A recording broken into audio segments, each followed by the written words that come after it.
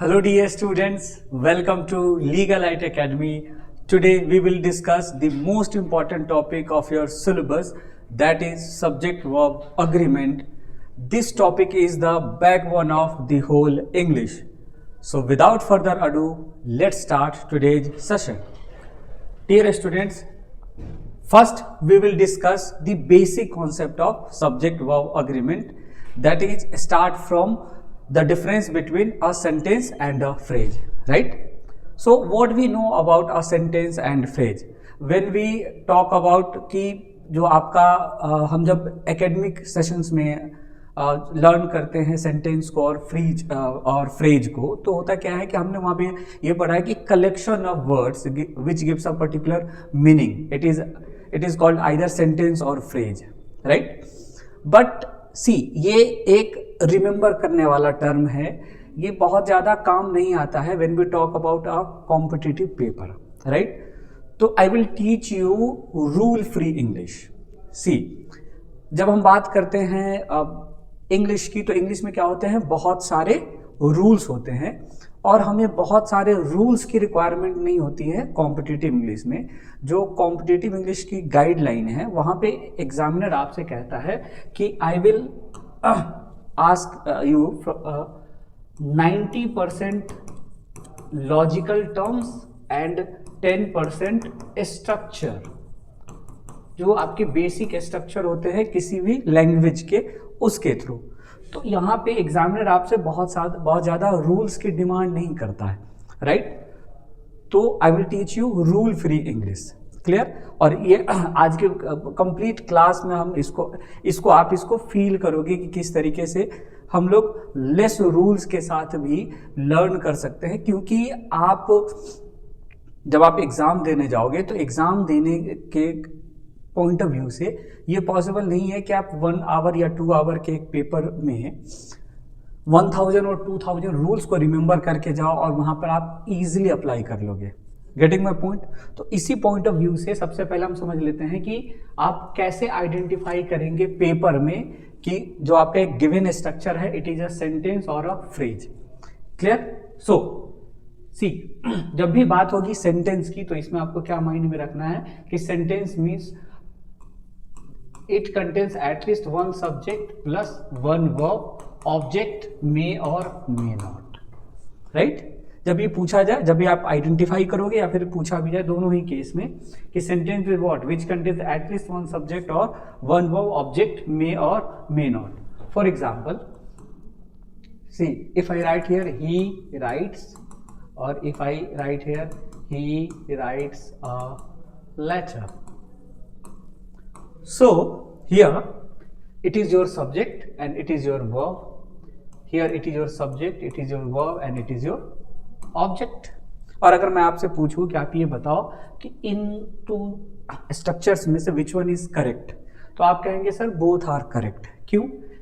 क्योंकि ऐसा हमने चाइल्डहुड से पढ़ा है, तो इतना हमें पता है, इसका बेसिक आइडिया हमें है.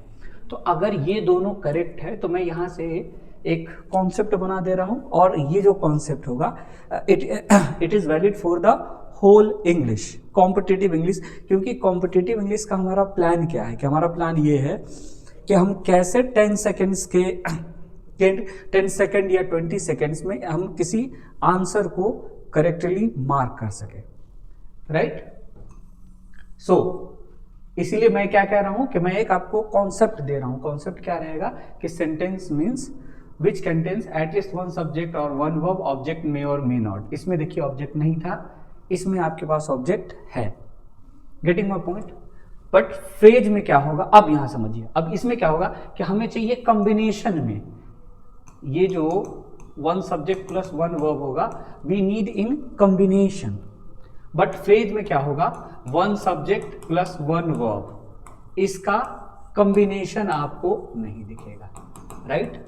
इसका आपको कॉम्बिनेशन नहीं दिखे. फॉर एग्जाम्पल, अगर मैंने यहां पर लिखा ओपन द डोर, तो इसमें देखो ये आपका क्या है, it is your verb. But आपके पास अगर मैं यहाँ पे प्लीज भी लिख दूं, प्लीज ओपन द डोर, तो प्लीज किसका काम नहीं कर सकता, प्लीज आपका सब्जेक्ट का काम तो करेगा नहीं. इट मीन्स आपके पास वर्ब है और ये इसका ऑब्जेक्ट है. सो it is a phrase. Clear? अब मैंने क्यों ये डिफरेंस आपको बताया, इस बात को समझिए। मैंने डिफरेंस सिर्फ इसलिए बताया कि एग्जामिनर क्या कहता है, I will ask you the questions in 3 terms. First they will ask you find the error, second fill in the blanks, and third sentence improvement. They ask these 3 types of question. और ये क्या होते हैं, ये जो generally आपसे पूछे जाएंगे, they will follow the grammar.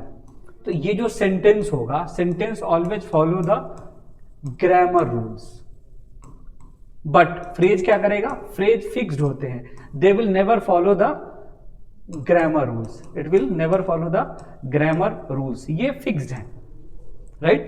तो दैट्स वाई एग्जामिनर क्या करता है, 99% क्वेश्चन जो वो फ्रेम करेगा वो किसके ऊपर में करेगा, only on sentence, because sentence always follow the rules of grammar. Getting my point? So now C, अब क्या करते हैं, तो इसकी थोड़ी प्रैक्टिस कर लेते हैं, राइट? सपोज दैट मैंने अगर आपसे पूछा क्या बताइए, ये जो हमारा फर्स्ट स्ट्रक्चर है, इस स्ट्रक्चर में हाउ मेनी सेंटेंसेज और फ्रेजेज वी हैव। तो see, it is your subject 1, it is your verb. Verb means what? Verb means either helping verb or main verb or combination of helping verb plus main verb, ये हो सकता है। तो यहाँ आपके पास combination में है, और ये sentence कहाँ पर end हुआ, यहाँ पर। again we have one subject and one verb, so it means हमारे पास यहाँ पर क्या है, 2 sentences, right? अच्छा देखो, ये जो हम लर्न कर रहे हैं, तो नेक्स्ट हमारी जितनी भी टॉपिक्स होगी, तो आज की क्लास को आप एक मास्टर क्लास की तरह समझिए कि इस मास्टर क्लास के थ्रू ही हम सभी चीज़ों को कनेक्ट करेंगे, right? Okay, then in second question, it is your second question. So here check कर लेते हैं। देखो, ये हमें फील हो रहा है कि it is a verb, clear? But after the preposition होता है, तो ये तो सब्जेक्ट नहीं हो सकता, क्लियर? सो इट मीन्स यहां पर आपके पास क्या नहीं है, सब्जेक्ट नहीं है, that's why it is a phrase, but here it is your subject and it is your verb, और ये यहां पे end हो रहा है, so it is a sentence। clear? इतनी बात समझ में आ गई, right? so sentence means which contains at least one subject plus one verb in combination, but in phrase आपको combination में नहीं दिखेगा one subject plus one verb generally, right? okay, now see, suppose that अब इसको apply कर लेते हैं कि एग्जामिनर अगर एक स्ट्रॉन्ग क्वेश्चन सिर्फ इतने ही कॉन्सेप्ट पे पूछ ले तो कैसे पूछेगा। तो प्रीवियस ईयर के क्वेश्चन से इस कॉन्सेप्ट को समझिए। सी, एक क्वेश्चन गिवन है आपका, 1 क्वेश्चन, जिसमें पूछा गया है आपसे, अच्छा देखो, जब भी आप एक सेंटेंस की बात करोगे तो सेंटेंस में क्या होगा कि वन सेंटेंस, जब भी आप कहते हो वन सेंटेंस इज व्हाट, जिसके पास at least one subject plus one verb हो। अगर आपने बोला second sentence, so second sentence means उसका अपना one subject plus one verb होगा। अगर आप बनाना चाह रहे हो थर्ड सेंटेंस, तो थर्ड सेंटेंस में भी क्या होगा, उसके पास भी अपना one subject plus one verb होगा, राइट? फॉर एग्जाम्पल, अगर मैं आपसे पूछूं कि ये जो क्वेश्चन है, this one, how many sentences और phrases we have in this particular structure, तो चेक करने का मेथड क्या रहेगा, we need one subject plus one verb, right? So check करो, देखो, so this is verb 1, this is verb 2, तो देखो 2 वर्ब्स तो है, लेकिन अगर आप इसे चाहते हो कि ये 2 सेंटेंसेस काम करे किसी भी कॉम्पिटिटिव पेपर में, तो इसके लिए डिफरेंट क्या होना चाहिए था, आपके पास सब्जेक्ट। बट चेक करो, यहाँ पर देखो आपके पास सिर्फ 1 ही सब्जेक्ट है, कोई डिफरेंट नहीं है। तो अब यहाँ से कुछ और टर्म्स भी समझिए कि जब भी आप वन सेंटेंस की बात करेंगे, तो वन सेंटेंस में क्या होगा, सब्जेक्ट हमेशा एक ही रहेगा, बट वर्ब और प्रोनाउन इनफाइनाइट हो सकते हैं, राइट? वर्ब और प्रोनाउन क्या होंगे, वर्ब एंड प्रोनाउन इनफाइनाइट हो सकते हैं, कहाँ, तो इन वन सेंटेंस। और बट वन सेंटेंस में सब्जेक्ट हमेशा क्या रहेगा, ऑलवेज वन। हाँ, ये पॉसिबल है कि वो सब्जेक्ट या तो सिंगुलर होगा या फिर वो प्लूरल होगा, right? Okay, now तो it is your subject, it is your verb, right? Okay, अब इसमें एक छोटा सा ट्रिक आप अपने माइंड में रखेंगे. See, we know that verb first form and verb s or es form. For example, go is verb first form and goes is verb s or es form. Come is verb first form and comes is verb s or es form. Clear? And we know that verb first form is always plural and verb s or es form is always singular, right? It means here strive is given, so it is verb first form, it is verb s or es form. Verb first form is always plural and verb s or es form is always singular. So see, there is a simple concept in subject verb agreement, that is a relation between subject and verb, and the relation is, if your subject is singular, then you always use singular verb. If your subject is plural, then we always use plural verb. For example, if I write here, he writes a letter, or they goes there. अच्छा देखो, paper में किसी भी sentence से मिलने का एक तरीका है और you have to follow this method. आप जब भी किसी न्यू सेंटेंस से पेपर में मिलेंगे तो आप उससे पहले सबसे पहले क्वेश्चन क्या पूछेंगे? Only one question, that is where is your verb. For example, इस सेंटेंस से हमारी फर्स्ट मीटिंग है तो हम क्या पूछेंगे? Where is your verb. और वर्ब से पहले जो गिवन होता है, it is your subject. Clear?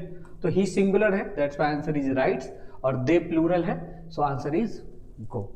Clear? So always use when subject is singular, then verb is singular. When subject is plural, then verb is also plural. It is the basic rule of subject verb agreement, right? So यहाँ पर man आपका क्या है? Singular. अगर वे man लिख दोगे तो ये प्लूरल हो जाएगा, राइट? तो मैन सिंगुलर है तो यहाँ क्या हो जाएगा आपका? स्ट्राइप्स. और यहाँ क्या हो जाएगा आपका? Cats. Getting my point? Similar question here. Try it first by yourself and here enjoy or enjoys. एक बार खुद से ट्राई कर लीजिए, चेक कर लीजिए. क्लियर? तो सबसे पहले तो ये चेक करेंगे आप कि इसमें कितने सेंटेंसेज हैं. क्लियर? अगर डिफरेंट देखो, हर सेंटेंस का अपना होगा, अपना रूल होगा. जैसे अगर we have two sentences, first sentence में अगर सब्जेक्ट सिंगुलर है तो उसमें वर्ब सिंगुलर होगा. सेकंड सेंटेंस में अगर वर्ब प्लूरल है तो उसके साथ प्लूरल होगा. अगर सिंगुलर है तो सिंगुलर होगा. क्लियर? तो यही रीजन था कि हमने सबसे पहले सेंटेंस और फ्रेज को समझा. Getting my point? Okay. Now फिर अगेन देखो, मैन आपका सिंगुलर है, so here answer is wants and here enjoys. क्योंकि वन सेंटेंस है, क्योंकि दूसरा कोई बनेगा नहीं आपका सब्जेक्ट. क्लियर? ओके. नाउ अब हमारे पास आइडिया है कि जो हमारा एक बेसिक टर्म था कि सेंटेंस क्या होता है, फ्रेज क्या होता है, ये हमने कवर कर लिया.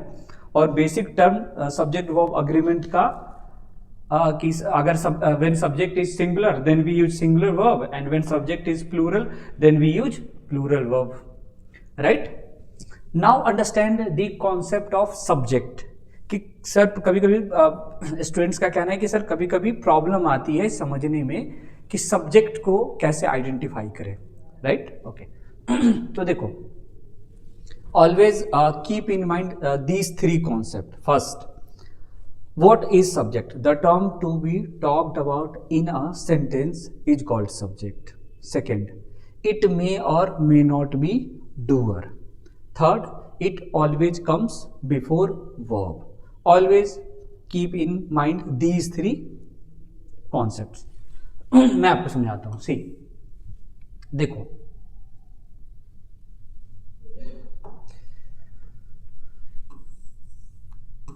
हमने इतना तो समझ लिया व्हाट इज द सेंटेंस. तो सेंटेंस में क्या हो रहा था? One subject plus one verb, object may और मे नॉट, राइट? ओके. तो अच्छा, मैंने क्या कहा, आपको क्या पूछना है, वेयर इज योर वर्ब, तो ये रहा आपका वर्ब। तो देखो वर्ब से पहले जो भी गिवन होगा वही क्या होगा, आपका सब्जेक्ट होगा। अब ये जो सब्जेक्ट है ये आपका डूअर हो भी सकता है और डूअर नहीं भी हो सकता है। For example if I write here Ram eat और ईट सम मैंगो और mangoes is or are eaten by Ram. तो सबसे पहले किसके पास जाओगे, वर्ब के पास। ये रहा आपका वर्ब। वर्ब से पहले जो गिवन है वो कौन है, आपका सब्जेक्ट। अच्छा, फर्स्ट सेंटेंस में जो आपका सब्जेक्ट है it is also your doer, but in the second sentence it is your verb, it is your subject, but जो सब्जेक्ट है it is not your doer. Doer कौन है, doer is Ram. So it means subject जो है आपका doer हो भी सकता है और डूअर नहीं भी हो सकता है। बट अगर आपसे पूछा जाए what is subject, then you will say जिसके बारे में सेंटेंस में बात हो रही है, it is your subject. Clear? अच्छा, अब देखो आपको एग्जामिनर का जो गाइडलाइन है वो आपको माइंड में रखना है। Today we will discuss 2 guidelines and then फिर धीरे धीरे जैसे हमारी क्लास आगे बढ़ेगी we will discuss all the guidelines. First 2 guideline is, first is the most important thing for a sentence is its meaning और सेंस। किसी भी सेंटेंस के लिए सबसे ज्यादा जरूरी है या तो उसका मीनिंग या तो उसका सेंस।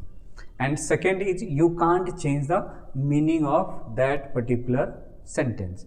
आप कभी भी उसका मीनिंग चेंज नहीं कर सकते। Now understand it through examples. For example, see,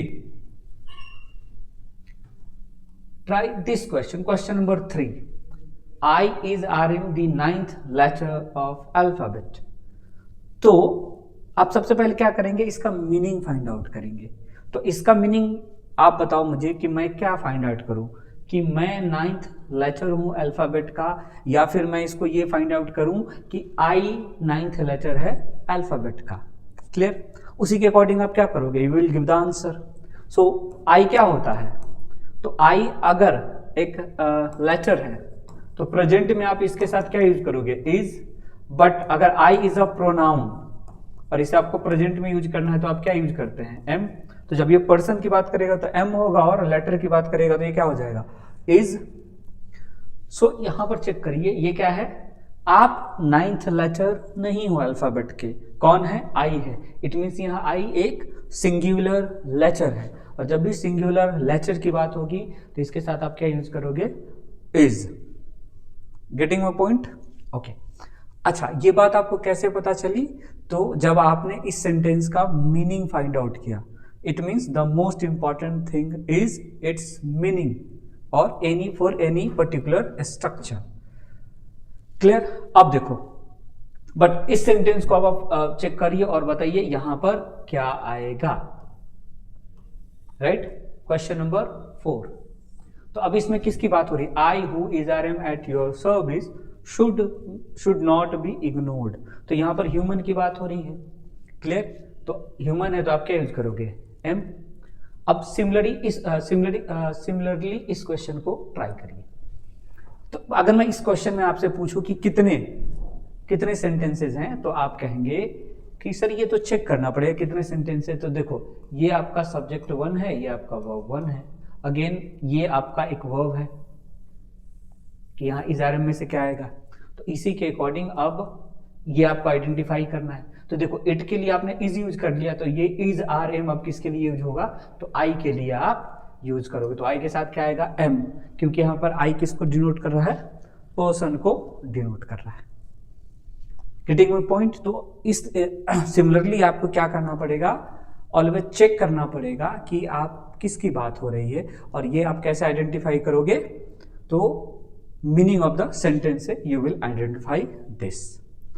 similarly अब यहां देखिए फिफ्थ में आपने क्या किया, चेक कर लेते हैं क्या लिखा हुआ है, गोइंग टू चर्नबल। तो कोई पर्सन जाएगा, तो कौन कौन पर्सन जा रहा है, he and I.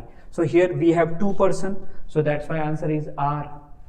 But here we have going to चर्नबल, बट कितने पर्सन जा रहे हैं, यूक्रेन में एक प्लेस है आपका चर्नबल। So here going to 3 persons, you, he and I. So answer is R.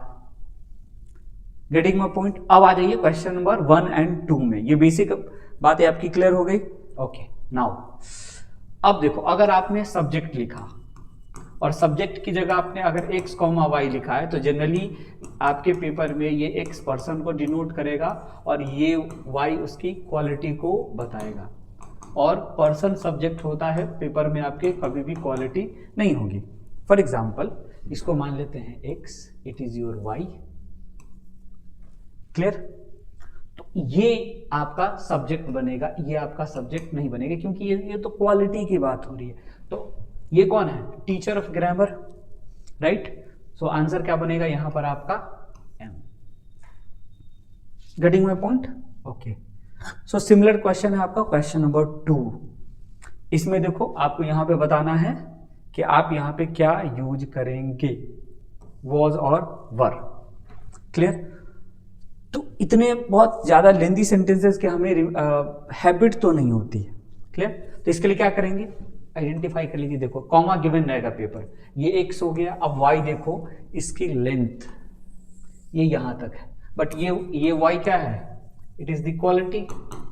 और ये वो पर्सन कह लो या वो डिस्कसिंग का टर्म कह लो, ये वो सब्जेक्ट. तो यहाँ पर तो पर्सन की बात नहीं हो रही है, बट जो भी गिवन होगा वो पर्सन हो सकता है, प्लेस हो सकता है, थिंग हो सकता है, तो वही आपका क्या हो जाएगा? सब्जेक्ट. तो 19th century is here your subject. तो ये सिंगुलर है, सो आंसर इज वॉज. तो आपको ये जो क्वालिटी गिवन रहेगा इसके चक्कर में नहीं पड़ना है. It is a track. Clear? Okay. Now here see, ये एक हमारा ये क्वेश्चन रह गया था. ओके. तो सिमिलर नहीं, ये तो हमने कर लिया ना, इट के साथ इज और इस आई के साथ एम. क्लियर?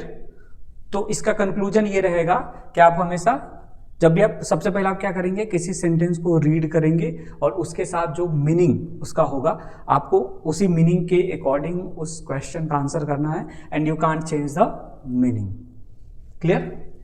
इट मीन्स अगर सेंटेंस प्रेजेंट में अगर सेंटेंस पॉजिटिव है तो आप इसको नेगेटिव नहीं बना सकते हो.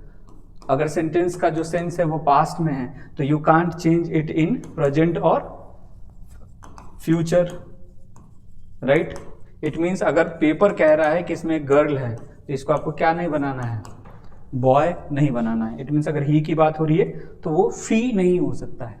जो भी गिवन होगा उसी की अकॉर्डिंग आपको एरर दिया जाएगा, बट आप उस सेंटेंस का मीनिंग चेंज नहीं कर सकते हैं. Getting my point? Okay. Now we will learn magic of preposition. ये जो होल कॉन्सेप्ट है इंग्लिश का, ये कहीं ना कहीं मुझे लगता है कि ये प्रेपोजिशन के अराउंड ही घूमता है. अगर आप इस मैजिक को समझ लेंगे तो आप इजीली इंग्लिश को समझ पाएंगे. क्लियर? तो सबसे पहले इसके कॉन्सेप्ट को समझ लेते हैं. राइट? देखो आपको क्या ध्यान रखना है, यहां समझिए कि if you write a preposition anywhere in this world, then after preposition only noun और प्रोनाउन विल कम. पूरी दुनिया में आपने कहीं पर भी एक प्रेपोजिशन लिख दिया, उसके बाद सिर्फ कौन आएगा? आइदर नाउन और प्रोनाउन. And this noun या pronoun is the object of that particular preposition. ये जो noun या pronoun होगा इस preposition का हमेशा ही कौन होगा? Object होगा. बस इतनी सी बात आपको माइंड में रखनी है. क्लियर? अच्छा, अब यहां देखो, एक सेंटेंस का सिंपल सा कॉन्सेप्ट है फॉर द होल इंग्लिश कि दुनिया में जितने भी सब्जेक्ट या ऑब्जेक्ट बनेंगे ये ऑलवेज या तो नाउन होंगे या तो प्रोनाउन होंगे, कोई और नहीं हो सकता. एंड जो एक बार किसी का सब्जेक्ट हो गया इन अ सेंटेंस, वो कभी किसी का ऑब्जेक्ट नहीं हो सकता, और जो एक बार किसी का ऑब्जेक्ट हो गया वो कभी किसी का सब्जेक्ट नहीं हो सकता. It is the rule.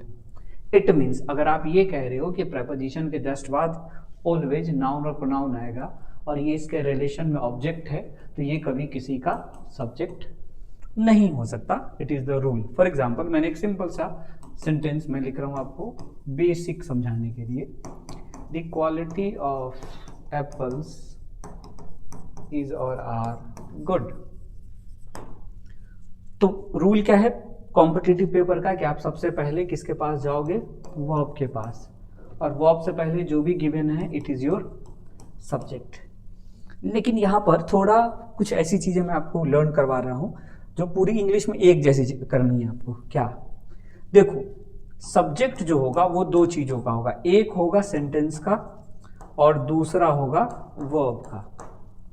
जैसे ये आपका वर्ब है तो वर्ब से पहले जो भी गिवन हो, ये जो सब्जेक्ट होगा ये सेंटेंस का सब्जेक्ट है, ये वर्ब का सब्जेक्ट नहीं है। वर्ब का तो सब्जेक्ट वो होगा जो रेडी हो जाए सब्जेक्ट बनने के लिए। फॉर एग्जाम्पल मैं इसके पास जाऊंगा और पूछूंगा ब्रदर क्या आप इस वर्ब का सब्जेक्ट बनोगे। अब इसकी मर्जी है बने ना बने, फिर इसके पास जाएंगे और चेक करेंगे, राइट।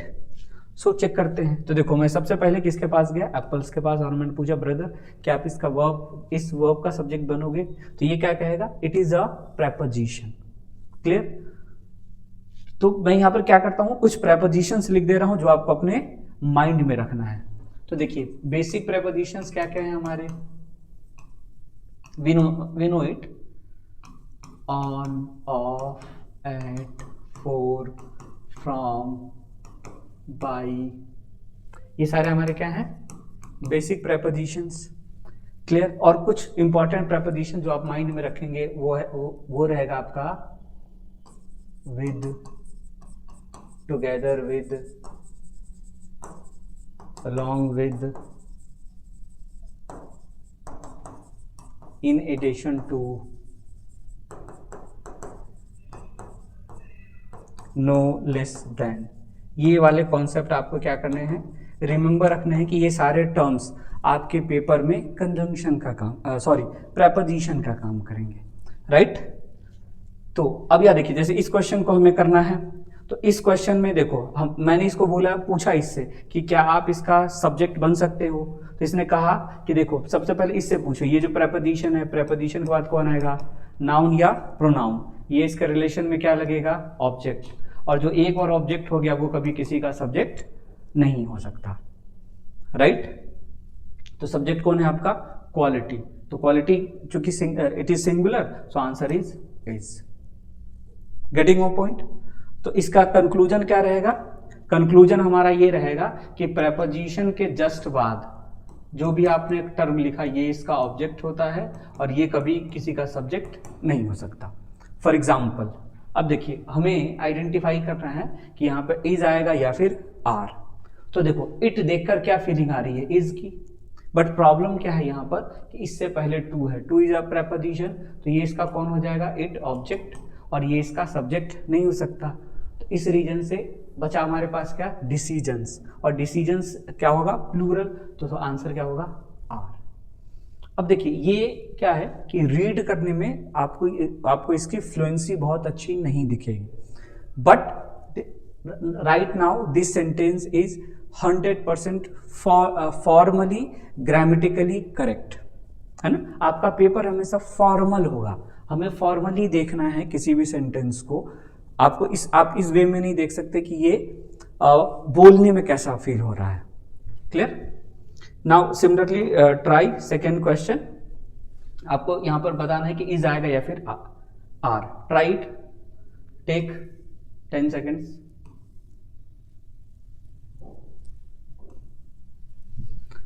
यस, तो चेक कर लेते हैं। सबसे पहले क्या पूछेंगे, वेयर इज योर वर्ब। ये आपका वर्ब है, वर्ब से पहले जो भी गिवन है it is your subject. But अब यहां देखो बियॉन्ड आपका एक प्रेपोजिशन है, तो प्रेपोजिशन के जस्ट बाद कौन आएगा, नाउन या प्रोनाउन। ये इसका रिलेशन में क्या होता है, ऑब्जेक्ट। और जो एक बार ऑब्जेक्ट हो जाए वो कभी किसी का सब्जेक्ट नहीं हो सकता। तो अब हमारे पास क्या गिवन है, ह्यूमर। ह्यूमर क्या होता है, humour is singular, so answer is. Clear.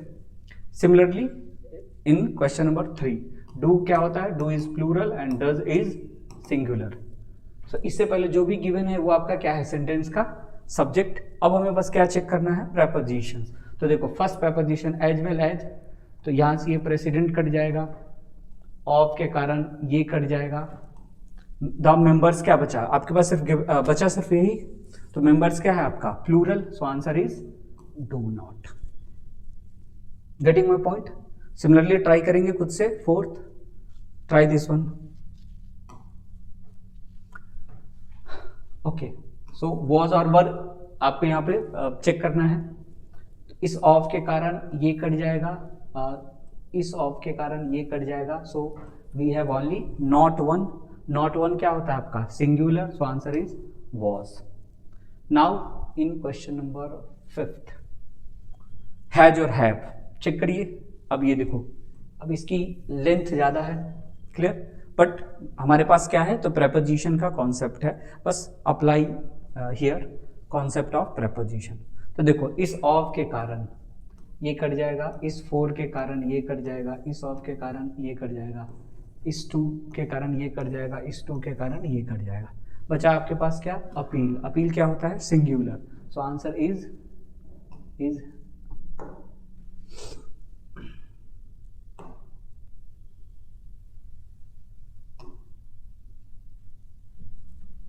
Yes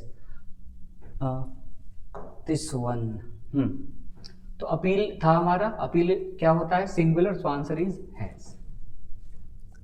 अब इसी क्वेश्चन को एग्जामिनर जो है फाइंड द एरर, अभी तक हमने जो क्वेश्चंस किए वो किस फॉर्म में थे, तो फिल इन द ब्लैंक्स के फॉर्म में थे। होता क्या है जनरली, एग्जामिनर आपको 4 ऑप्शंस प्रोवाइड करता है, उसमें से 2 आप इजीली रिमूव कर देते हो, 2 में कंफ्यूजन आती है। तो मैंने उन सारे टर्म्स को स्पेशली डिस्कस किया जिसमें आप इजीली कंफ्यूज हो जाते हो, क्लियर। अब इसी सेम कॉन्सेप्ट को एग्जामिनर फाइंड द एरर के फॉर्म में पूछेगा, where you have to provide 1 sentence and that sentence contains only 1 part error, it is the guideline. Guideline है कि आपको एग्जामिनर ने एक सेंटेंस दिया है, उसमें किसी 1 पार्ट में ही एरर होगा, and if there is no any error then answer is D और ई, जो भी गिवन होगा ऑप्शन, नो एरर, क्लियर। तो चेक कर लेते हैं क्वेश्चन नंबर 6 कि किस पार्ट में एरर है या फिर नहीं है। तो इसके लिए आप सबसे पहले क्या करोगे, बहुत सिंपल सा मेथड है, सबसे पहले आपको जाना है वर्ब के पास। तो ये आपका वर्ब है, वर्ब से पहले जो भी गिवन होगा इट इज योर सब्जेक्ट। तो अब चेक कर लेते हैं प्रेपोजिशन है क्या, हाँ है, इसके कारण ये कट गया। देखो बचा क्या आपके पास, सिर्फ इंट्रोडक्शन। इंट्रोडक्शन इज सिंगुलर, तो यहाँ क्या आना चाहिए हैज। तो किस पार्ट में एरर है, C is the answer, clear. Similarly in 7 में it is your verb, it is your subject. इस ऑफ के कारण फिर देखो ये कट जाएगा, बचा कौन, न्यूअर टाइप। तो टाइप सिंगुलर होता है एंड टाइप्स प्लूरल होता है, तो टाइप के अकॉर्डिंग, टाइप सिंगुलर है ना, तो वॉश को आपको क्या लिखना पड़ेगा, washes. So answer is B, right. Are you getting my point, okay. Now question number 7 हो गया, ओके। क्वेश्चन नंबर 8, तो क्वेश्चन नंबर 8 में सबसे पहले क्या करेंगे, वर्ब के पास जाएंगे, it is your verb. Verb से पहले गिवन जो भी है वो आपका क्या है, सेंटेंस का सब्जेक्ट। हमें चाहिए वर्ब का सब्जेक्ट, और वर्ब के सब्जेक्ट के लिए सबसे पहले आइडेंटिफाई करेंगे प्रेपोजिशन। तो एट प्रेपोजिशन है, ये कट गया, नो ये आपका प्रेपोजिशन, ये पूरा एक टर्म है तो ये कट जाएगा। तो नॉलेज क्या होता है singular, so answer is here is होगा। तो किस पार्ट में एरर है, C part has error. Similarly question number 9, तो 9 में सबसे पहले किसके पास जाओगे, वर्ब के पास। इससे पहले जो भी गिवन है ये आपका सब्जेक्ट है, इस ऑफ के कारण मिलनकली कट जाएगा, इस इन के कारण ये कट जाएगा, बचा रोमांटिसिज्म। रोमांटिसिज्म क्या होता है सिंगुलर, सो आंसर यहाँ क्या होगा इज। तो किस पार्ट में एरर है, पार्ट बी, क्लियर। तो फाइंड द एरर के फॉर्म में पूछे, फिल इन द ब्लैंक्स के फॉर्म में पूछे, concept will be same. Getting a point. Now C, अब थोड़ा अप्लाई करते हैं कि जो प्रेपोजिशन का कॉन्सेप्ट्स हैं इनको क्या हम अलग अलग एंगल्स में भी यूज कर सकते हैं, जिनको आपने बहुत रिमेंबर करने वाले फॉर्म में समझा है, clear. So now we have the concept of each,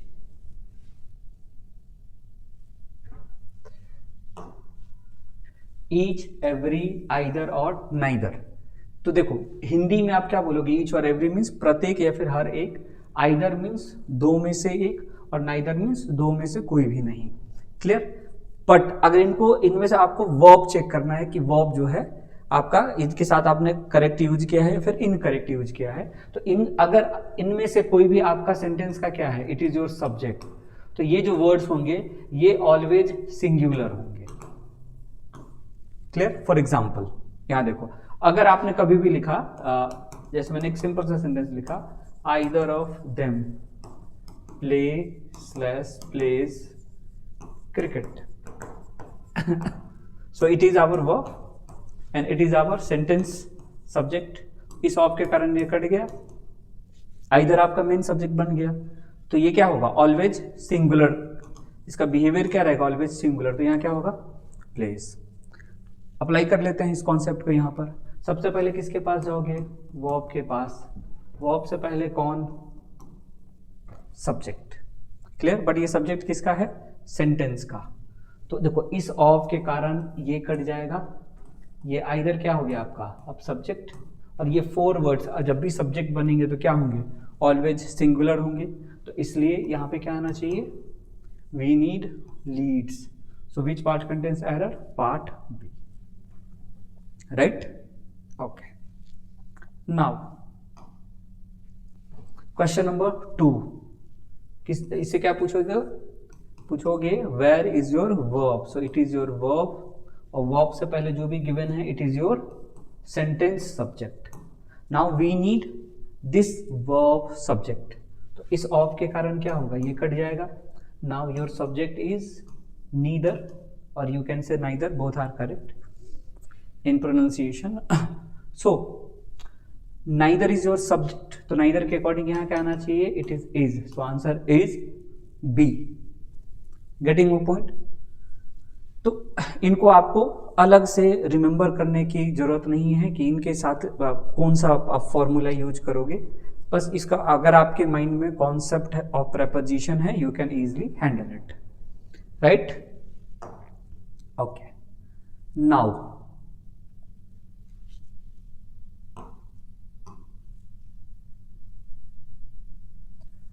अब देखिए, यही इनका और थोड़ा ब्रॉड वे में इसके यूसेज को समझ लेते हैं कि अब क्या हुआ। अब इसका एक और कॉन्सेप्ट समझिए कि अगर आपने कहीं पे लिखा एवरीवन, तो ये एवरीवन जो होता है ये इक्वल होता है एवरीबॉडी के। अगर आपने कहीं लिखा समवन, तो ये समवन इक्वल होगा पेपर में समबडी के। If you write no one, then it is equal to nobody, and if you write anyone, then anyone is equal to anybody। और ये जो 8 वर्ड्स हैं they are only use for human, और ये जो अगर ये आपके सेंटेंस में सब्जेक्ट हैं तो ये ऑलवेज सिंगुलर का बिहेव करेंगे। राइट? अच्छा, इन्हीं वर्ड्स को अब अगर आप चाहते हो किसके लिए यूज करना, नॉन लिविंग के लिए, तो सब में वन को रिमूव करके क्या कर दो, बस थिंग ऐड कर दो। फॉर एग्जाम्पल आप क्या लिख दोगे, something, nothing, anything and everything. Right? और ये सारे वर्ड्स भी क्या होंगे पेपर में, अगर ये आपके सब्जेक्ट हैं तो ये ऑलवेज सिंगुलर रहेंगे। राइट? क्लियर? तो ह्यूमन के लिए ये सारे टर्म्स आप यूज करोगे, नॉन लिविंग के लिए सारे टर्म्स यूज करोगे, और ये जो all the terms these all terms are always singular as a subject in your paper. Right? अब इस कॉन्सेप्ट को अप्लाई करते हैं पेपर के क्वेश्चंस के थ्रू। सी, हमें चेक करना है यहाँ पे क्या यूज करेंगे। तो ये क्या है आपका वर्ब, वर्ब से पहले कौन, सब्जेक्ट। तो अमंग कौन होता है, अमंग और बिटवीन हमें पता है, इट इज अ प्रेपोजिशन, तो ये कौन हो जाएगा। इसके बाद कौन आता है, नाउन या प्रोनाउन, इसका रिलेशन में क्या लगेगा, ऑब्जेक्ट, और जो एक बार ऑब्जेक्ट हो गया वो कभी किसी का सब्जेक्ट नहीं हो सकता। So everybody is your subject and it is always singular, so answer is likes। Similarly ये आप खुद से ट्राई करो, check it, this one, तो अब देखो बेसिक कॉन्सेप्ट क्या है कि अगर आपने कहीं पे एक सिंगुलर टर्म लिखा है और ये टर्म जिसके लिए आया है उसको भी सिंगुलर होना पड़ेगा, और अगर आपने एक प्लूरल टर्म लिखा है तो वो जिसके लिए आ रहा है उसको भी क्या होना पड़ेगा, प्लूरल होना पड़ेगा। फॉर एग्जाम्पल अगर आपने ईच लिखा तो ये सिंगुलर है तो यहाँ आपको मैन ही लिखना होगा, क्योंकि सिंगुलर के साथ क्या आएगा, सिंगुलर। अगर आपने यहाँ मैन लिख दिया तो ये क्या हो जाएगा, रॉन्ग। क्लियर? तो अब ये तो सिंगुलर हो गया और ईच हमें पता है वैसे ही सिंगुलर है, तो सो हैज। फिर एवरीवन के साथ यहाँ आपको बताना इजी आ रहेगा, यहाँ हैज और हैव, और सिमिलरली यहाँ पर भी चेक करना है आपको, हैज आएगा या फिर हैव। तो एवरीवन सिंगुलर होता है, क्लियर। इज समबडी भी सिंगुलर होता है, सो हैज। और ये नॉन लिविंग के लिए एवरीथिंग भी क्या होगा, singular, so answer is has. Clear? Getting my point? तो किसी भी तरह का भी आपको अगर डाउट है तो आप कमेंट सेक्शन में उस क्वेश्चन को मेंशन कर देंगे और आपको उसके रिप्लाई आपको इजीली मिल जाएगा। ओके, नाउ तो इस तरीके से आप इजीली क्या कर सकते हैं, किसी भी क्वेश्चन में आपको वर्ब, जब भी आपको चेक करना है वर्ब, तो सबसे पहले आपको क्या चेक करना है, प्रेपोजिशन को चेक करना है कि आपके सब्जेक्ट में प्रेपोजिशन है या फिर नहीं है। Okay, now we have to understand the concept of many, कि अगर कोई एक सेंटेंस है जिसमें क्या गिवन हो, मैनी गिवन हो, तो आप कैसे उस क्वेश्चन को सॉल्व करेंगे। तो सबसे पहले इसका बेसिक कॉन्सेप्ट समझिए। सी, अगर आपने मैनी लिखा है तो मैनी वर्ड अपने आप में तो प्लूरल होता है, बट अगर मैनी के जस्ट बाद आपने ए और एन लिखा तो चूंकि ये तो सिंगुलर हो गया, ये स्ट्रक्चर है। अब आप ये नहीं कह सकते कि भाई मैनी के जस्ट बाद ए और एन कैसे आ गए, तो कुछ चीजें स्ट्रक्चर होती है, ये स्ट्रक्चर है कि मैनी के जस्ट बाद अगर आपने ए और एन लिखा तो ये तो सिंगुलर को डिनोट करेगा। तो अब आर्टिकल हमेशा नाउन के लिए आता है, तो अब जो यहाँ पर आप नाउन लिखोगे तो ये नाउन भी को भी क्या लिखना पड़ेगा, सिंगुलर, क्योंकि ए और एन क्या होता है, सिंगुलर। तो इसके साथ जो भी आप वर्ब यूज करोगे वो होगा ऑलवेज सिंगुलर। सिमिलरली अगर आपने मैनी लिखा और ए और एन नहीं लिखना चाहते हो, then you have to write here plural noun, और देन जो वर्ब होगा ये क्या होगा, ऑलवेज प्लूरल। ये भी देखो, इसका भी कॉन्सेप्ट सिंपल है। फॉर एग्जाम्पल, जैसे एग्जामिनर ने ये क्वेश्चन पूछा तो आपने मैनी के बाद ए लिखा तो यहाँ पर क्या आएगा, सिंगुलर नाउन, और यहाँ पर क्या होगा, इज। बट अगर आपने यहाँ ए नहीं लिखा तो आप क्या लिखोगे, पेन्स, और यहाँ क्या आएगा, आर। अच्छा, खास बात क्या है, both sentence have same meaning. इस कॉन्सेप्ट की एक खास बात है कि दोनों का मीनिंग क्या है, सेम है। दोनों का मीनिंग है कि बहुत सारे जो पेन है वो क्या है, रेड है। Getting my point? अब इन सारे कॉन्सेप्ट्स को एग्जामिनर के पॉइंट ऑफ व्यू से समझिए कि एग्जामिनर आपसे क्या एक्सपेक्ट कर रहा है। In first question you have to check here, in second here, and in third आपको फाइंड द एरर है। ओके, तो फर्स्ट वन में आपको चेक करना है कि ये करेक्ट है या फिर इनकरेक्ट है। तो ये कौन है आपका सब्जेक्ट, ये 4 प्रेपोजिशन था तो ये कट गया। अब क्या है, ये मैनी एस्पिरेंट्स हैं, तो एस्पिरेंट सिंगुलर हो जाएगा और एस्पिरेंट्स प्लूरल हो जाएगा, तो आंसर इज वर। बट यहां देखो मैनी के बाद ए लिखा और मैन, तो ये तो सिंगुलर है, तो आंसर इज हैज। क्लियर?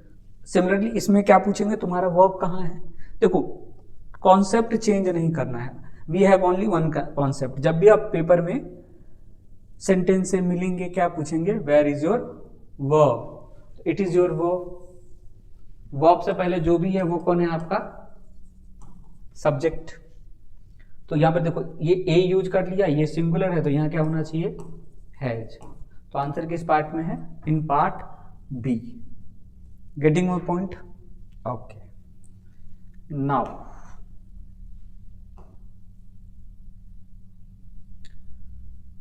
सी, अब इसी में एक और कॉन्सेप्ट है जो हमें समझना है। क्या देखो, अब हमें क्या करना है कि अब अगर आप सेंटेंस में किसी एक लार्ज नंबर को रिप्रेजेंट करना चाह रहे हो, लार्ज क्वांटिटी को रिप्रेजेंट करना चाहते हो, तो उसके लिए बहुत सारे वर्ड्स है। कौन कौन से वर्ड है, यहाँ पर देखिए, a great many, a good many, a number of, a large number of, और लार्ज नंबर्स ऑफ, और ग्रेट नंबर ऑफ। क्लियर? इन सब की खास बात क्या है कि अगर ये किसी टर्म के लिए आएंगे या फिर तो ये सारे टर्म्स जब भी आएंगे तो ये ऑलवेज प्लूरल को डिनोट करेंगे। ये किसको डिनोट करेंगे? प्लूरल को डिनोट करेंगे। और इनके साथ ये बस इतना ही माइंड में आपको रखना है कि ये जब भी ये टर्म दिखे तो ये सारे टर्म किसको डिनोट करेंगे? प्लूरल को डिनोट करेंगे। तो यानी ये जिनके लिए आएंगे वो भी क्या होगा? प्लूरल। और इनके साथ जो वर्ब यूज करोगे वो भी क्या होना चाहिए? Always plural. राइट? ओके। बस इसमें वन एक्सेप्शन है क्या कि कभी भी आपने लिखा द नंबर ऑफ, तो द नंबर ऑफ क्या होता है कि ये एक फिक्स्ड टर्म को डिनोट करता है, तो इसलिए इसको आप लेंगे ऑलवेज सिंगुलर। इसको क्या लेंगे? Always singular. तो ये एक मेथड तो ये रहेगा हमारा। दूसरा आप कह सकते हैं कि इनसे जब भी आपका सब्जेक्ट स्टार्ट हो, इनसे जब भी आपका सब्जेक्ट क्या होगा? स्टार्ट होगा, तो इनके साथ आप यूज करोगे प्लूरल वर्ब। और इनसे जब भी द नंबर ऑफ से जब भी आप सब्जेक्ट को स्टार्ट करोगे तो इसके साथ आप क्या यूज करोगे? Singular verb. तो यहाँ पे हमारे पास ये 2 कॉन्सेप्ट्स हैं। इन दोनों में से जो आपके माइंड में रह जाए पेपर में, you can use it. Right? Okay. Now question के थ्रू समझते हैं अब इस कॉन्सेप्ट को। सो आपको यहाँ चेक करना है इज आएगा या फिर आर। तो अब यहाँ देखो, आपने किससे स्टार्ट किया? अ ग्रेट मैनी से। तो ये तो प्लूरल है, तो इसके साथ ये जो इसके लिए टर्म है वो भी प्लूरल, तो इसलिए आंसर आर। सिमिलरली अब यहाँ चेक करो, तो इस ऑफ के कारण अगर आप ये कट भी कर दोगे तो सिर्फ एक अ नंबर बनेगा, बट इसके यहाँ पर प्रॉब्लम क्या है कि मीनिंग नहीं बनेगा। तो अ नंबर ऑफ हमेशा एक बड़ी संख्या को रिप्रेजेंट करता है, इसलिए सिंगुलर है। तो फिर यहाँ पर दूसरा कॉन्सेप्ट इजिली फिट हो जाएगा कि एक बड़ी संख्या है और या फिर अ नंबर ऑफ से जब भी आप स्टार्ट करोगे तो ये क्या है? प्लूरल लेता है। So answer is have. Similarly यहाँ देखो अ नंबर ऑफ है, तो अ नंबर ऑफ के अकॉर्डिंग यहाँ आंसर क्या हो जाएगा? Have. Now try question number 2 these all questions by yourself. Take your time. Okay. Now अब देखो फिर क्या है आपका? A number. तो अ नंबर के अकॉर्डिंग आपका क्या आ गया? हैव। यहाँ पे हो गया, ये हमने कर लिया। फिर देखो अब ग्रेट नंबर लिखा है, तो अगेन ये प्लूरल को रिप्रेजेंट करेगा, तो हैव। यहाँ पर देखो लार्ज नंबर है तो ये प्लूरल होगा, तो हैज। बट एग्जामिनर जो क्वेश्चन यहाँ पे पूछता है वो इसके ऊपर में द नंबर। तो द नंबर जब भी होगा तो क्या होना चाहिए? It is always singular. So fourth में आपका यहाँ क्या बनेगा? इज। फिफ्थ में भी देखिए द नंबर है, सो वॉज। और सिक्स्थ में भी द नंबर है, तो इट इज इज। क्लियर? तो ये सारे टर्म्स आपके प्लूरल है, बस इसमें एक वन एक्सेप्शन है, that is the number. Getting my point? Okay. Now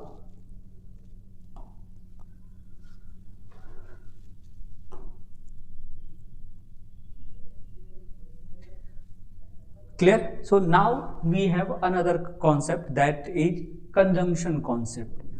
तो see, generally subject verb agreement में आपसे एग्जामिनर जो मेन 2 कॉन्सेप्ट्स पूछता है, वो फर्स्ट है आपका प्रेपोजिशन एंड सेकंड है conjunction. Now understand the concept of conjunction. तो कंजंक्शंस कौन कौन होते हैं? तो बेसिकली जो सब्जेक्ट को ऐड करेंगे उनको आप हमेशा माइंड में रखोगे। कैसे? यहाँ पे देखिए, कंजंक्शन जो हमारे चाइल्डहुड में था अभी भी वही रहेगा। आइदर के साथ और, नाइदर के साथ नॉर, नॉट ओनली के साथ बट ऑल्सो, वेदर के साथ और एक इंडिविजुअल और इंडिविजुअल नॉर। जनरली आपको कंजंक्शन दिखेंगे। अब हमें इनके साथ अगर वर्ब ऐड करना है तो इसके लिए बहुत सिंपल सा कॉन्सेप्ट है। ये वर्ब अग्री करेगा, अग्री विद नियरेस्ट सब्जेक्ट, जो सबसे नजदीक का सब्जेक्ट है ये उसके अकॉर्डिंग आप यूज करेंगे। फॉर एग्जाम्पल अगर मैंने यहां पर लिखा neither Freya nor her friends have come here. So rule हमारा सेम रहेगा, आप रूल चेंज नहीं कर सकते। सबसे पहले किसके पास जाओगे, वर्ब के पास। वर्ब से पहले कौन, तो सेंटेंस का सब्जेक्ट। क्लियर। अब चेक करेंगे इसमें प्रेपोजिशन, तो प्रेपोजिशन तो कोई भी गिवन नहीं है, तो इस केस में क्या चेक करेंगे कि जब भी प्रेपोजिशन ना हो तो आपको चेक करना है कि कंजंक्शन है कि नहीं। तो हमारे पास कंजंक्शन है नाइदर के साथ नॉर, राइट। तो इस केस में क्या करना है कि जहां पे आपको चेक करना है, आप खुद को वहां पर स्टैंड कर लीजिए और चेक करिए कि यहां से नजदीक का सब्जेक्ट कौन सा है। इससे नजदीक जहां पर भी आपको वर्ब चेक करना है, कभी हेल्पिंग वर्ब चेक करना होगा या फिर कभी मेन वर्ब चेक करना होगा, दोनों में से कोई एक रहेगा। सो अब इससे नजदीक कौन है, ये है या फिर ये है, तो आप कहेंगे सर हर फ्रेंड्स है, तो हर फ्रेंड्स के अकॉर्डिंग आप आंसर क्या देंगे, है। चेक करिए, getting my point. Now understand this concept by the examiner perspective. Okay, so आपको यहां में चेक करना है कि फील आएगा या फिर फील्स, राइट। सो इससे पहले देखिए क्या कोई प्रेपोजिशन है, तो प्रेपोजिशन नहीं है, बट हमें कंजंक्शन दिख रहा है और, तो हम खुद को यहाँ पे स्टैंड कर लेंगे। तो यहाँ से नजदीक कौन है, मैन या फिर ये पूरा कॉन्सेप्ट, तो आप कहेंगे सर मैन है, तो मैन तो सिंगुलर होगा, सो आंसर इज फील्ड्स। सिमिलरली यहाँ पर ट्राई कर लीजिए, आप खुद को यहाँ पे आप क्या करेंगे, स्टैंड करेंगे। इससे नजदीक कौन है, देखिए ही है या फिर दे, तो दे है तो इसलिए दे के according are. Getting my point, okay. Now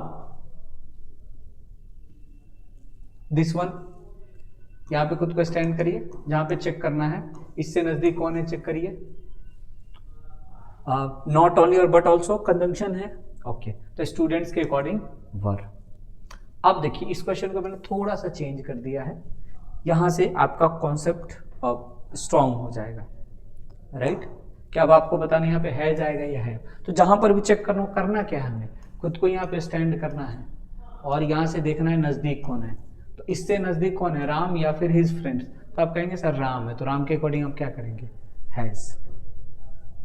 clear. तो ये नहीं कि अब किसी किताबी मेथड की तरह आप करके मेथड्स को आप रिमेंबर कर लेंगे और उसको जाकर कर लें, नहीं। You have to think logically. जब तक आप लॉजिकली थिंक नहीं करेंगे पेपर में मार्क्स इंक्रीज नहीं होगा। क्लियर। और मेरा काम है आपको आपके लॉजिक को हैबिट में क्रिएट करना, राइट। तो इसी तरीके से हम लॉजिकली आगे बढ़ेंगे। Getting my point, okay.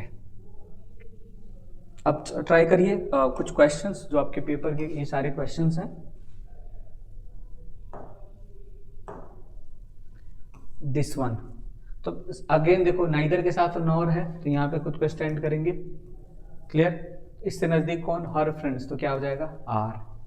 अब इस क्वेश्चन में देखो यहाँ पर आइदर के साथ और है, तो यहाँ पे स्टैंड करेंगे, तो नजदीक में कौन है, एंड्रयू या फिर कॉलिग्स, तो colleagues is the nearest subject, तो कॉलिग्स के according are. Third one check करो, यहाँ पे आर आएगा या फिर इज, तो यहाँ पे खुद को स्टैंड करोगे। इससे नजदीक कौन है, माई पेरेंट्स और माई ब्रदर, तो ब्रदर है तो इसलिए इज। अब इसको चेक, इससे आपको चेक नहीं करना है कि पढ़ने में क्या फील हो रहा है। क्लियर। क्योंकि हमें फॉर्मल सेंटेंसेस चाहिए। Getting my point, okay. Now fourth one, find the error है, तो सेम पैटर्न चेंज नहीं करेंगे। जो फर्स्ट पॉइंट्स, फर्स्ट मिनट से जो हमने कॉन्सेप्ट बनाया है हमें उनको फॉलो करना है, राइट, ओके। तो ये चेक करना है कि ये करेक्ट है या अनकरेक्ट, तो यहाँ पे खुद को स्टैंड कर लीजिए। तो यहाँ से नजदीक कौन है, प्यून नजदीक है, इसलिए क्या आएगा, इज। किस पार्ट में एरर हो गया, part B has error, right. Getting my point, okay.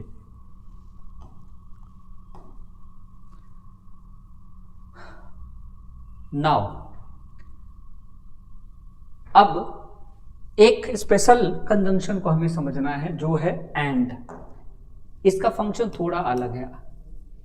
And other conjunctions की तरह बिहेव नहीं करता है। एंड कहता है कि देखो मेरे टू यूसेज हैं। फर्स्ट, एक तो हमें ये पता है Ram and Shyam are going, ये चाइल्डहुड वाला टर्म हमें पता है, राइट। बट इसमें क्या होगा, अब एग्जामिनर क्या करेगा, जैसे देखो आपने यहाँ पर N1 लिखा है और N2 यानी 2 नाउन्स को लिखा है, अब यहाँ पर वो कुछ ऐड कर देगा। अब वो क्या क्या ऐड कर सकता है, तो वो फर्स्ट वो आर्टिकल ऐड करेगा, article we know that A an और द, या सेकेंड वो पॉजेसिव केस ऐड कर सकता है। और ये आपके क्या क्या है, it means my, our, your, his, etcetera. Clear. तो इसको एक नाम देते हैं, इसका नाम ए रख लेते हैं और इसका नाम पी रख लेते हैं। A means article, P means possessive case. तो अब होगा क्या कि आर्टिकल या पॉजेसिव अगर आपने फर्स्ट वाले को दिया, बीच में एंड से कनेक्टेड है, और सेकंड वाले को भी दिया, तो एक ये केस बनेगा और सेकंड केस बनेगा जब आपने फर्स्ट वाले को तो दिया बट सेकंड वाले में नॉट गिवन है। तो इसका ये मतलब होता है कि N1 और N2 फर्स्ट में 2 डिफरेंट टर्म होंगे, 2 डिफरेंट टर्म होंगे, और इसमें 2 सिमिलर टर्म होंगे। क्लियर। फॉर एग्जाम्पल जैसे हमें यहां पे चेक करना है कि यहां पे क्या आएगा, तो अब यहां समझो, देखो आपने एंड से कनेक्ट किया है और दोनों नहीं, देखो यहां पर आपने इसमें गिवन नहीं है, बट इसमें देखो यहां भी गिवन है और यहां भी गिवन है। तो इसका ये मतलब हुआ फर्स्ट वाले केस में कि आपके पास जो एक पजामाज है वो यहाँ पर एक ही पजामाज है, बट वो ब्लैक कलर का भी है और वाइट कलर का भी है। बट सेकेंड सेंटेंस में क्या होगा कि जो आपके पास पजामाज है उसमें यू हैव 2 पजामाज, जो एक ब्लैक कलर का है और दूसरा वाइट कलर का है। क्लियर। तो ये एक ही पजामाज है तो इसलिए सिंगुलर होगा, तो आंसर इसमें क्या यूज करेंगे आप, हैज। और ये प्लूरल होगा तो आप इसमें आंसर क्या यूज करोगे, हैव। क्लियर। तो जब भी ये 2 डिफरेंट है तो इसके साथ क्या यूज करना है आपको, इसके लिए कॉन्सेप्ट लिख लीजिए, प्लूरल वर्ब, और इसके लिए आप क्या यूज करेंगे, सिंगुलर वर्ब। इट मीन जब भी एंड के साथ कनेक्टेड होगा और आपने अगर दोनों ही नाउन को आर्टिकल या पॉजेसिव दिया है तो उसके साथ प्लूरल वर्ब, लेकिन फर्स्ट वाले को मिला है सेकंड वाले को नहीं मिला है, then it is singular verb. Right. Okay. अब एग्जामिनर का पर्सपेक्टिव समझ लेते हैं। तो एग्जामिनर ने देखो यहाँ पर एक क्वेश्चन पूछा। क्लियर। तो सबसे पहले आपने इस ऑफ के कारण इस चाइल्ड को हटा दिया, क्योंकि अब हम एक्सपर्ट हो चुके हैं किसमें, प्रेपोजिशन में। अब देखो एंड का कॉन्सेप्ट आया, तो इसको तो आपने आर्टिकल दिया बट इसको आर्टिकल नहीं दिया। इट मीन्स एक ही टर्म है, इनोसेंस एंड प्लेफुलनेस, और जब ये एक ही टर्म बनेगा तो ये ऑलवेज क्या होगा, सिंगुलर। तो आंसर क्या बन जाएगा, सिंगुलर चाहिए, एग्जिस्ट्स। सिमिलरली अब यहाँ चेक करना है, तो ये देखो इस ऑफ के कारण ये कट गया, तो अब बचा क्या, द प्रेसिडेंट एंड फ्रेंड। तो इसको तो नहीं मिला, इट मीन्स जो प्रेसिडेंट है वही कौन है, फ्रेंड है, तो आंसर इज हैज। यहाँ पे चेक कर लो ये सही है कि नहीं, ये चेक करना है हमें, क्योंकि हम लर्न क्या कर रहे हैं, we are learning here subject verb agreement. तो इस ऑफ के कारण ये कट जाएगा। तो सेक्रेटरी को तो आर्टिकल मिला है बट प्रिंसिपल को नहीं मिला, इट मीन्स एक ही पर्सन है जो सेक्रेटरी भी है और प्रिंसिपल भी है, तो यहाँ पे क्या होना चाहिए, इज। तो किस पार्ट में एरर है, बी में। अब यहाँ देखो इसको चेक करना है, तो अब देखो इसको भी मिला अ कोल्ड स्प्रिंग और अ हॉट, तो यहाँ पे क्या होना चाहिए, वर्ब। किस पार्ट में है, सी में है। सिमिलरली यहाँ चेक कर लो, अब इस ऑफ के कारण ये कट जाएगा, यहाँ चेक करना है आपको, यहाँ मिला नहीं है तो ये एक ही टर्म है, इसलिए यहाँ क्या होगा, इज, फिर आंसर सी। अगेन यहाँ पर चेक कर लो, ये हमें चेक करना है, अराइज इन रेंट्स एंड, तो इन ये कट जाएगा इन के कारण, तो अराइज। अब यहाँ पे देखो एंड के बाद इसको मिला नहीं, यानी ये दोनों सेम टर्म है, तो यहाँ पे क्या बनना चाहिए, हैज। तो प्रेपोजिशन का भी इसमें यूज हुआ है, प्लस एंड का कॉन्सेप्ट भी यूज हुआ है। तो इस तरीके से कोई भी कॉम्प्लिकेटेड क्वेश्चन हो, अगर आपके पास प्रेपोजिशन और कंजंक्शन की एक स्ट्रॉन्ग अंडरस्टैंडिंग है, आप इजीली इस टॉपिक को कर ले जाएंगे। Getting my point? Okay. Now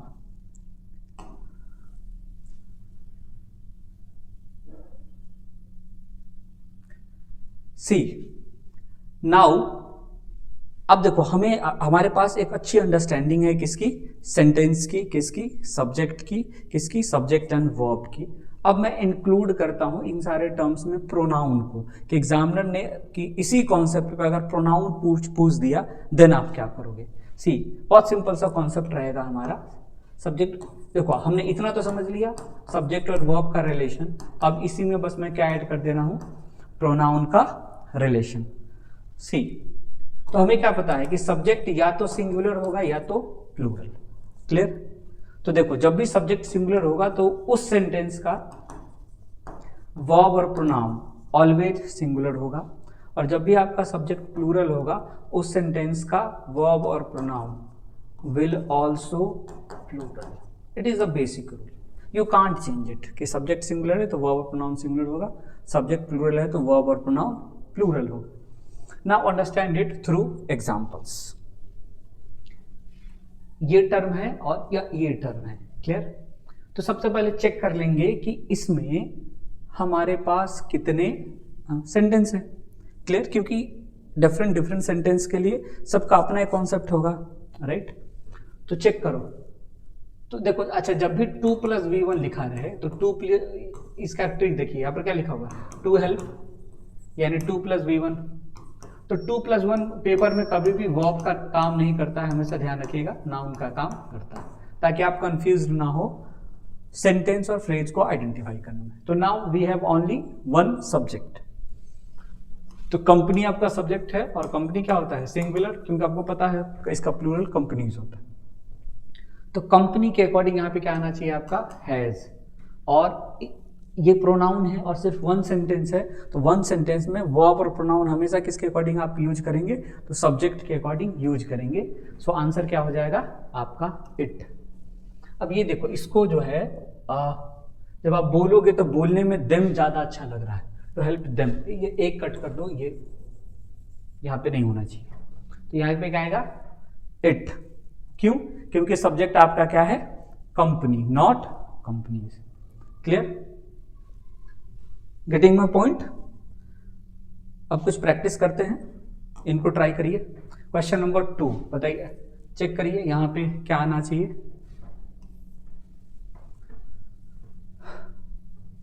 okay, now तो पॉलिटिकल कितने सेंटेंसेज है, तो we have only one sentence, और वन सेंटेंस में वर्ब और प्रोनाउन किसके अकॉर्डिंग होंगे, सब्जेक्ट के अकॉर्डिंग। सब्जेक्ट आपका पॉलिटिकल पार्टी है जो सिंगुलर है, तो इसलिए यहाँ हैज और इट्स। क्लियर?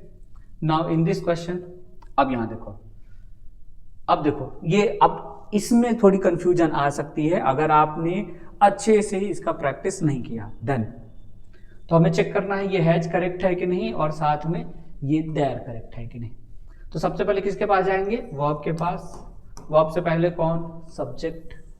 इसमें इनके कारण ये कट जाएगा, इस वर्ब के कारण ये। ईच आपका सब्जेक्ट है, ईच सिंगुलर होता है, तो ये तो हैज ठीक है, बट ये देयर गलत है। तो ये ह्यूमन की बात हो रही है, और जब भी हमें नहीं पता होता है ह्यूमन में और एडल्ट की बात हो और हमें नहीं पता है प्रोनाउन, तो हम हमेशा किसका यूज करेंगे, ही फैमिली का।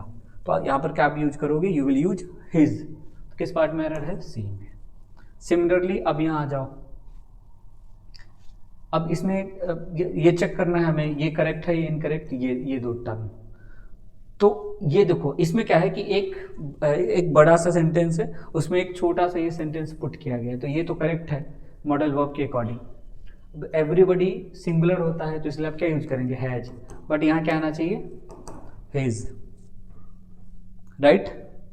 Now in this question check करिए, ये आपका वर्ब है, वर्ब से पहले कौन, सब्जेक्ट, इसके कारण ये कट जाएगा, बचा नीदर, ऑलवेज सिंगुलर, तो यहाँ क्या होना चाहिए, his. Right? Getting my point?